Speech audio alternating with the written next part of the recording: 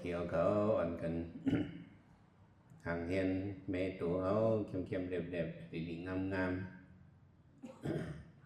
หูเฮาก็ถอมตนาสอนกันไม่ได้สอนปันดองเฮา ที่หรือไว้วางใส่เฮาหรือไว้วางตูเฮาเนี่ยหูเฮาถอมตนาสอนกันนี้เนี่ยหูเฮาถอมตนาญาณเฮาว่าในตูเนี่ยเสียสมาธิลัดตนาสอนการปอดอ่อนในเนี่ยtâm sợi tâm khôi thỏm mẹ lì ngâm hoàn đang suốt còn mẹ tụ mẹ kinh của nhau tụ này cóเอาใจจับตีลมเข้าลมออกข้างในอันตั้งบอก5 นาที10 นาทีในก่อนให้ใจเขานิ่มพอใจเขานิ่มในก็ในเอาเหตุจอมการสมาธิไปเกิดวิปาวิทะพระบิณฑก็ว่าอย่าหันเขาโยกีเขาอันตั้งสุดอ่อนกันหอมแห้งเจอสมาธิอันตั้งเลยวันนี้บ่มีเจอสมาธิเอาเนี่ยสมาธิยถาบุริปสานาติบ่มีเจอสมาธิมาเอาเนี่ยเจอยถาบุตรญาณอันหันสะพอตราจิตใจมันเมนนั่นตีออกมาก็นั่นเนี่ยดูเลยมีสมาธิเนี่ยมันป้ามเป็นเนาะสมาธิอันนิ่มตัวนิ่มเจอเนี่ยอันเราโยกิเตหิกันตราวิปัสสนาในเด็กคณิกาสมาธิเนี่ยก็เจออะไรอยู่อ่ะสมาธิอันพอแห้งอย่างสุเก็บสุกรรมนั้นอันถึงสันสมาธิฉะนั้นก็เขาเอาสมาธิสุเก็บสุกรรมเนี่ยก็ยับตัววิปัสสนาญาณนี่เลยเอาเสนิ่มตีลมเข้าลมออกเลยสังพวกมันเจ็บมาก้นมาขึ้นมาเอาเสนิ่มใส่ตีเจ็บนั่นหึงฮีเนี่ยก็เจ็บมีก็เลยเจอมีกำนั่นเนี่ยเอาเสนิ่มตีเจ็บในก็หอมแห้งสมาธิจะในก็เลยจอมตื่นจอมคิงเฮาขอมาคุ้มกายเสียบไม่ซึ่งคือก็เขาเอาเจอเขาผัดตูเขาไอ้ตุ้ยจอมตูขันธาเขาก็เลยเป็นหังมาเนี่ยจะเขาผัดตูเขาในสมาธิคณิกาสมาธิอ่อนจะในเนี่ยก็เอายักตลาก็หันอะไรอยู่ว่าจังไหนก็ในเละเขาหลมีแห่งสมาธิอันกึ่งงามแต่ได้เป็นมาหยาดอะไรนั่นเนี่ยเพราะเจอนิ่มได้ก็สมาธินิ่มได้ก็หยาดตลาเนี่ยมันออกมาอะไรเขาหลมีสมาธิเนี่ยเอาใจนิ่มดีลมเข้าลมออกเขาหุดเข้าเนี่ยก็ให้ไรหูเขาตึงออกเนี่ยก็ให้ไรหูจอมเขาย้ำแต่เหลียวใจเขาในหูไว้เมื่อลมเข้าย้ำแต่เหลียวใจในหูไว้เป็นใจลมออกเนี่ยเป็นเขามัดใจเขาให้ใจเขาเลยต้องหมายตีลมเข้าลมออกในอ่อนตั้งเนี่ยเป็นอานาปานานุสติเนี่ยลองเลยอานาปานานุสตินั่นก็เขาเจ็บเพยุบนำนี่ก็เจ็บเพเลย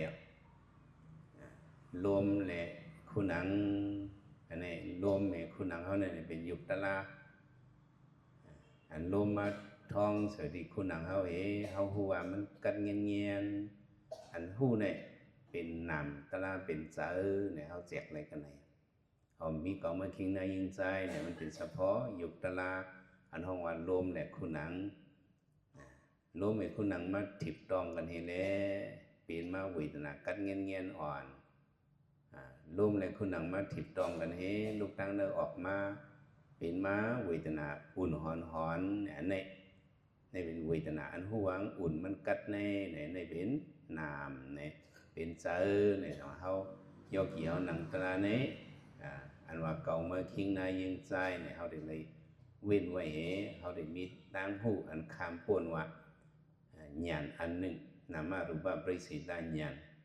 าณอันจักเพหูไหลนามยุกเนี่ยนี่ก็เป็นญาณขึ้นมาจันหนึ่งนามยุกอันว่านี่ก็เอาจอมสปริตสมุปปัฏวาเนี่ยมันมาจอมลองตั้งพรปังอันเป็นจ้องอจุมันชื่อว่านามยุกเขาเนี่ย ภาษามังซื้อที่ยุ่มพิดว่าเขาได้เป็นพระผ่านมาคนผีคนสางผ่านมาเนี่ยอันนี้มันเสอยิงปึ้งไอ้จ้องไอ้โจลองตั้งพ้นปังอะไรเป็นมาเนี่ยเขาได้ไหลหูอันนี้เป็นยันตั้งหูแทงอันนึงตั้งหูมันเม็ดแทงอันนึงอันนี้ห้องว่าพิเศษบริกหาญาณในญาณอันหมอหูจักลองตั้งพ้นปังยุคนามเขาเป็นมาเนี่ยสื่อภาพผ่านปีปงถ้าว่าพระคนสางลงคนทรงลงผ่านมาเจอยิงปึงลุยลองตั้งพ้นปังกามวันหลังสิเลยเป็นมาอันนี้เป็นตั้งหูมันเม็ดแทงอันนึงเจ้าหนังว่ายุคนามมันกึมในอันแล้วก็มันกึมสปิสิงขระอนิสานว่านั่นโยกีเขาสติตุ้ยลมเขาลมออกเขาละมันกึมอันเข้ากว่าเขาหุดลมเข้ากว่านี่ก็มันกึมห้าเนี่ยมันจะพวกเข้ากว่าเตือก็เนี่ยอันลมเขาเนี่ยก็หายลู่ไปอ่ะสมขึ้นเป็นทางมะขึ้นเป็นลมออกมาอันลมออกนั่นในก็ออกว่าที่ข้ามจะออกให้โจแก้มโจเขาสำกึดกว่าลู่กว่าขึ้นเป็น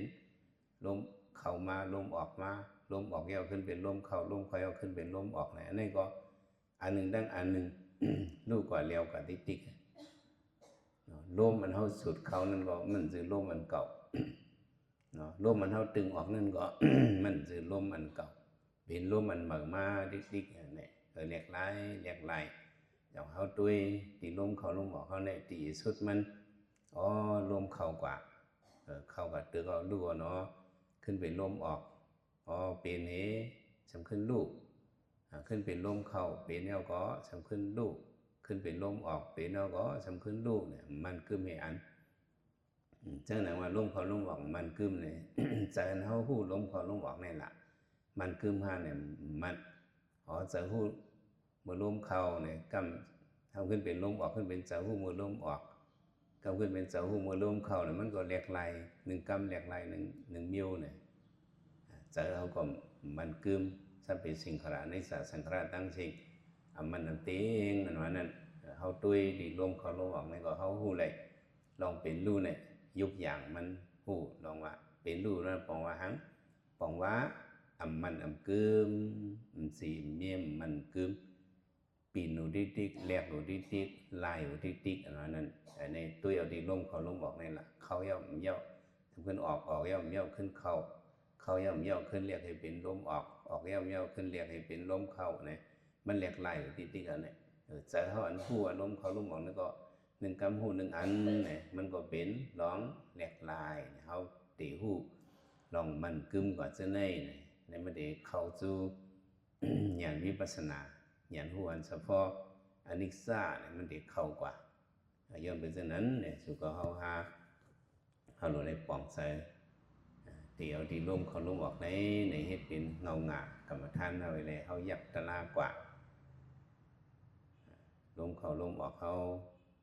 มีไว้อยู่กูเขียนกูเข้าเนี่ยก็ย่อเขียวเขาสำรวมมีสติตะลาวันนี้หูจอมสติเอาในเดมันตื่นพาอะไรปล่อยพาอะไรให้ปอก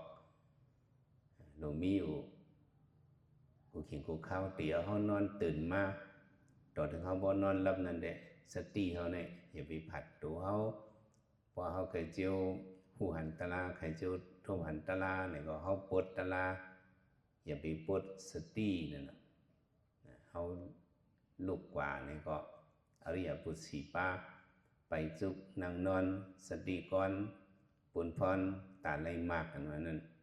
เขาไปเอาจุกเอานั่งเอานอนเอาอันนี้เขาเอาสติอ่อนก้อนซ้อมเขาปวดตะลาอันนั่งเนี่ยก็เข้าไปกว่าก็สติสมาธิเขาจับสติปัฏฐานเขาไปกว่าเขากันนั่งที่นอนเขาเนี่ยก็เมื่อเขานั่งนั่นเนี่ยก็เขาจังวนหังเนี่ยก็รับตาวันเขาอิงพาวันเขาก็เอาจะจับลมเขาลมออกวันเขาอันนี้สติเขาสมาธิเขามันหลุดมาห้ามเขานอนกว่าก็เหมือนนั่นเนาะอย่าไปกับวนแต่วนหรือเขานอนเนี่ยก็ใจเขาจับที่ลมเขาลมออกเขาผู้จอมอย่าไปกับวนต่างซื้อต่างเปิงเพราะเขาเฮ็ดจังไหนกว่าปุตตะลามปุตสติเขาบนไหนซึ้งเบิ้นกันตั้งสมาธิเขาเนี่ยมันกับตามกันนี่มันเจียวแห้งใหญ่บ่มีสมาธิแห้งนิ่มมาเนี่ยก็เขา เฮาสังคำขันทีเฮาจะในสติเฮาจะในก็เยอะมากมันเจียวถึงติเฮาเหตุการณ์ตราเนี่ยว่าเฮามีสมาธิว่านั่นเนี่ยเฮาที่มันนั่งตราเนี่ยก็มันจะเฮาเต็มนิเมพุทธเฮานิมก็ตัวเฮานิเมพุทธเฮานิมก็การตราเฮามันได้นั่นขึ้นมาก็ในสมาธิฉะนั้นมันอินเฮียงมันดูในเยอะย้อนนั่นแหละซึ่งให้สมาธิเฮาอย่างนั้นปุตตลาสิตะเฮาอย่าไปปุตสติเฮาอันนี้เป็นการลำลองพุทธโยกีที่จริงเมื่อเฮาตื่นมาเนาะสากริติสมัสสนาการิโหติเนี่ยตื่นมาเนี่ยก็อะไรมีสติฮู้เขาตื่นมาเอาสติลมเข้าลมออกไปฮู้ซ้อมต่อว่าถึงเฮาบ่นอนเนาะเสียนเนาะว่าเสียนเนาะมีดิปัสสนาที่เนี่ยต่อถึงบ่นอนสติอยู่ให้มันผัดตัวเฮาเมื่อนอนหลับก็ได้ก็อันนั้นได้ก็สติเมียเป็นทินามิตะเข้ากว่านั่นแหละไว้ที่สิมื้อตื่นมาตอนนอนหลับเนี่ยเฮาต้องมีสตินั่นน่ะเนาะจุบไปจุบนั่งนอนสติก่อนปุ่นพรตาไหลมากตาได้ไหลมักตราโพตรานั่นการสมาธิในเป็นพื้นฐานลงมะนาวเนี่ยโยกเกี่ยวกับอะไรป่องใจสุขหอมเฮียงสมาธิเอากว่าบุฟุกมาลายยักษ์ด้วยสะโพกเป็นลู่เป็นมีเนี่ยเขาเด้ไข่นี่กะปอดเลยปอดนั่นตอนนั้นให้พวกหมอยิบหมอเอากว่าเนี่ย